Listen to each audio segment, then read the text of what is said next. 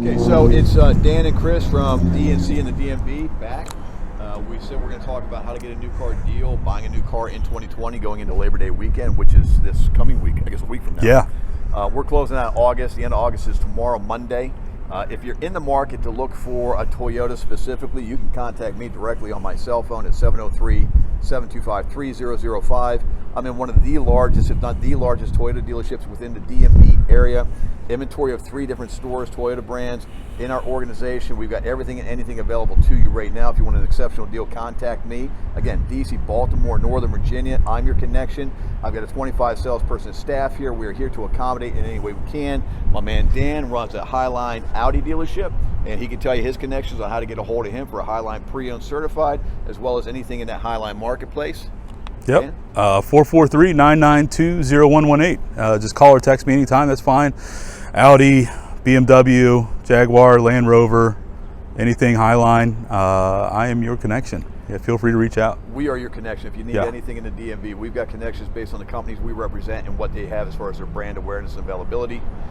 How to buy a car right now in the 2020 era in August of 2020 going into Labor Day weekend. I got some sirens coming down the street. Let's go ahead and take a break real quick and we'll come back after this passing by. Gotta love Baltimore. Baby. God bless America. You just never know. I think we're good. It's good. Okay. Buying a Toyota. Let's just use a Toyota for an example because it is a very high volume car. I think arguably the #1 selling vehicle in the world. Gotta be. I don't know like specific models, Camry versus Accord, Corolla versus Civic right now. I haven't seen statistics, nor am I going to talk about that. But one of the #1 selling vehicles in the world right now I represent. If you want to get a great deal, I'm going to tell you how to do that. Public perception, as we've been talking about the used car market, it's overly inflated and you're paying high dollar amounts for used cars that 4 or 5 months ago might have been $2,000 to $3,000 less easily. Yeah. On a depreciating asset right now, you're paying more than you were 6 months ago. You're paying retail plus. Sure. So one would think that would travel into the new car market and you would be overpaying for new cars as well. And again, as I said briefly before, it's the contrary. You're paying almost a lot less than what you would have been paying 6 months ago when inventory was stacked and availability was through the roof. People were overpaying for cars back then on the new car side where they're getting very good deals, aggressive deals right now, whether it's in long-term financing at low interest rates, extended first payment dates. I think they're still doing maybe 90-day first payments. They're not deferring payments for people who have current loans, but the start date on your new loan, it could be up to 90 days, maybe even 6 months with certain brands. But Toyota specifically, I've never seen prices so low before in my life, and I've been doing this for 31 years, so that's a lot for me to say. And the reason for that is a volume store like us, where we, again, are one of the #1 largest selling Toyota dealerships in the DMV, we live off of the turn and earn. The more cars we sell, the more cars we earn, the more availability we have to bring them in for pre-delivery inspection, fuel credits, floor plan assistance, advertising credits. There's a lot of things called under-the-line money that the consumer's really not aware of that we utilize to bring in to make and negotiate deals that other stores can't sustain doing because they're a smaller scale, they don't do as much in volume, therefore they can't take the impact on the front side of a car deal. So if you want a great car deal right now, go to the largest dealership in whatever brand you're searching for and deal at that store. Whether you like the process, like the people, or like how you're being talked to or handled, kind of put that on the wayside for a minute and take advantage of that aggressive pricing and the price points that are available and take advantage of a great deal. I know, let's just say on a 2020 Camry, if available in stock, you can see downwards of $2,500, almost $3,000 below invoice value.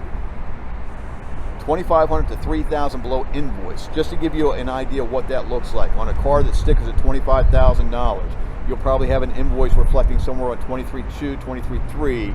You can buy that car for under $20,000 on a brand new #1 selling vehicle in the world in volume today.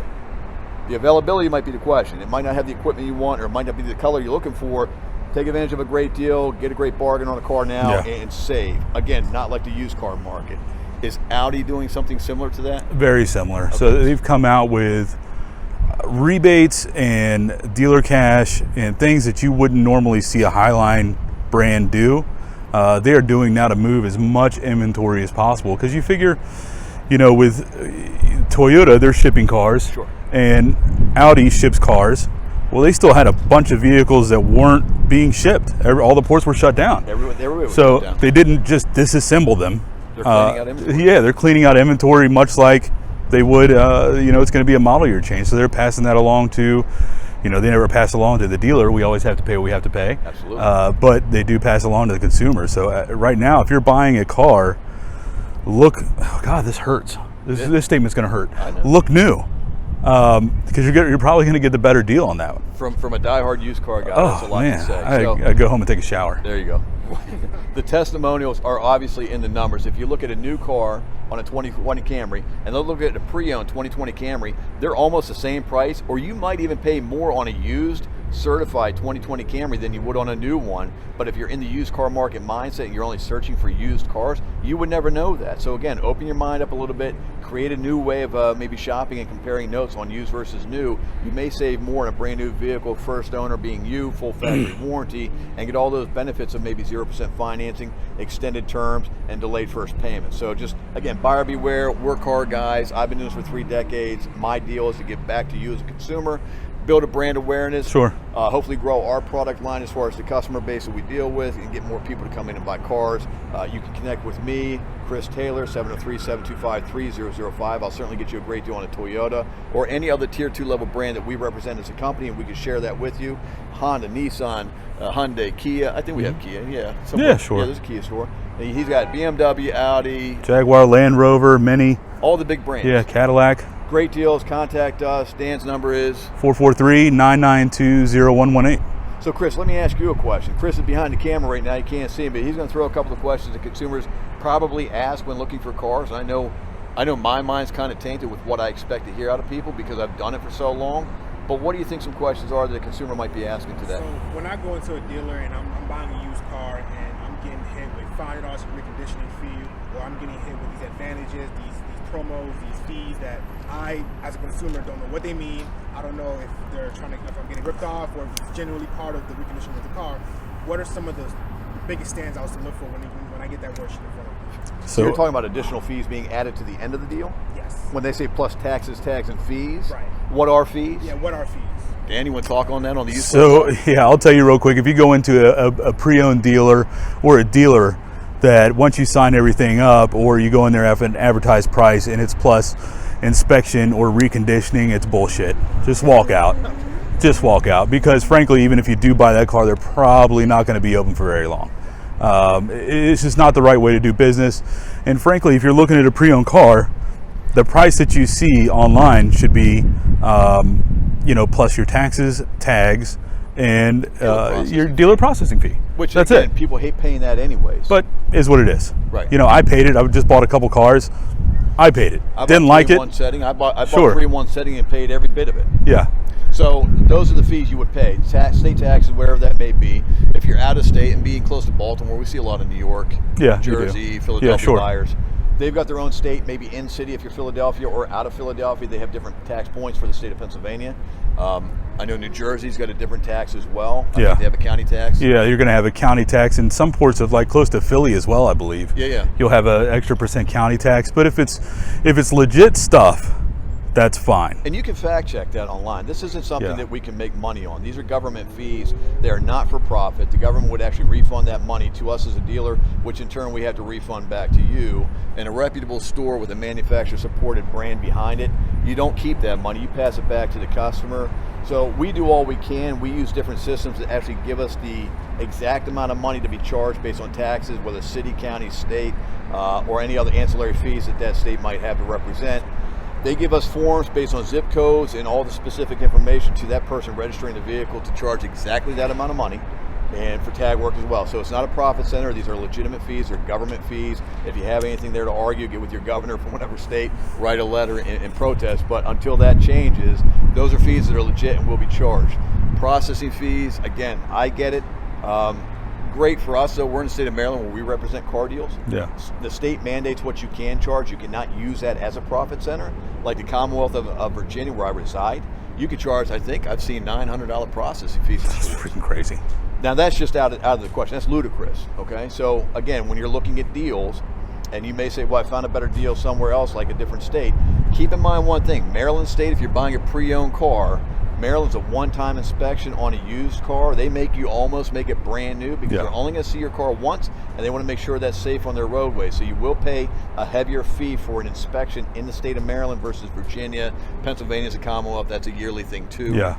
Delaware, not so sure about, but again, Maryland, you get a very good used car if you're doing it the right way with a good company that represents the product. Yeah, and I think it's the hardest inspection that you can go through, except for, I believe, California, if I'm not wrong. If I am, fact check me. Yeah.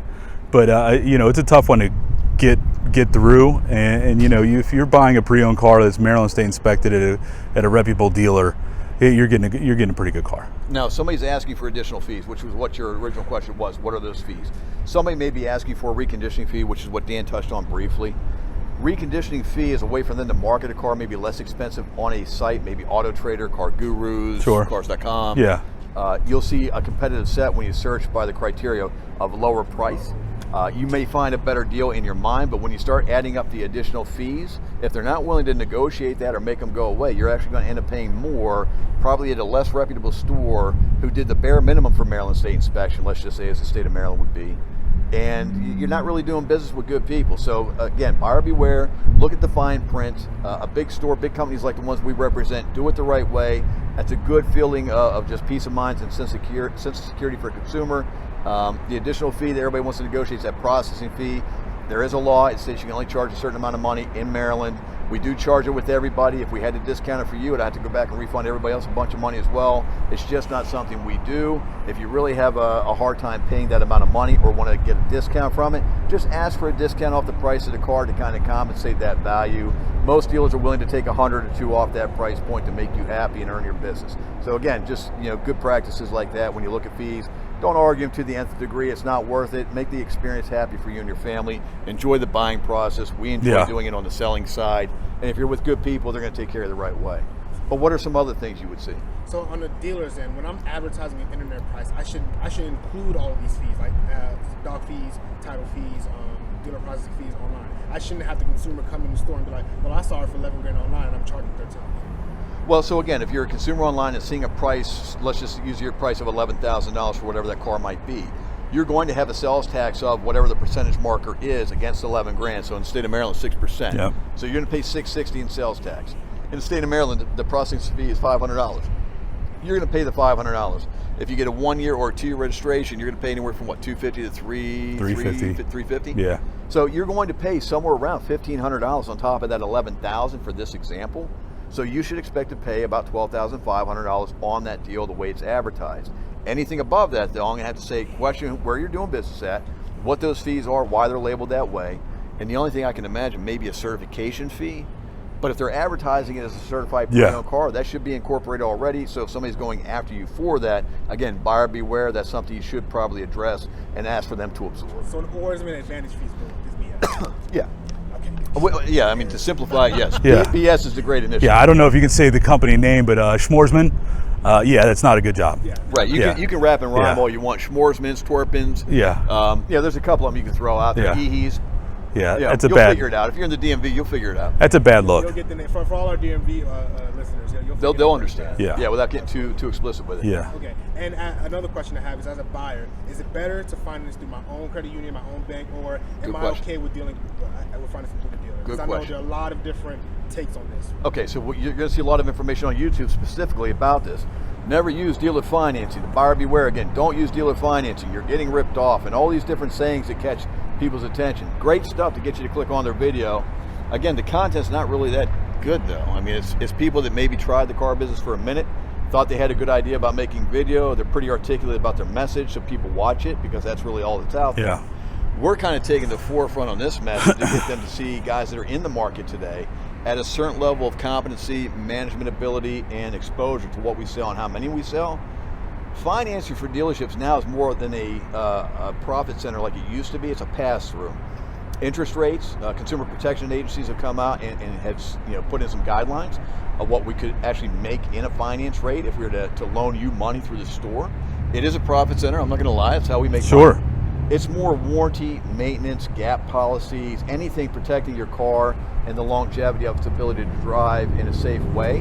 It's a lesser expensive car payment for you overall because if you're making a payment and then repairing a car later, That's unexpected money to come out of your pocket in very untimely times to fix cars. So warranties, I buy them all the time. Gap insurance, I buy them on all my cars. My daughter just totaled her car. I've got gap insurance. Guess what? Cars aren't appreciating items. It's not stock. You're not going up in value.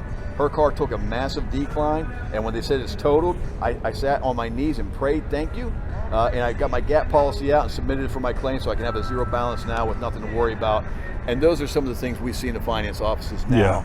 Not the overmarking of interest rates and taking advantage of people the way it's described on video.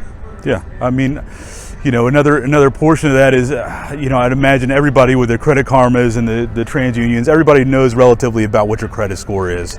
But you those are inflated. Yeah, those are inflated too. But you have some sort of idea. If you have good credit, you know you have good credit.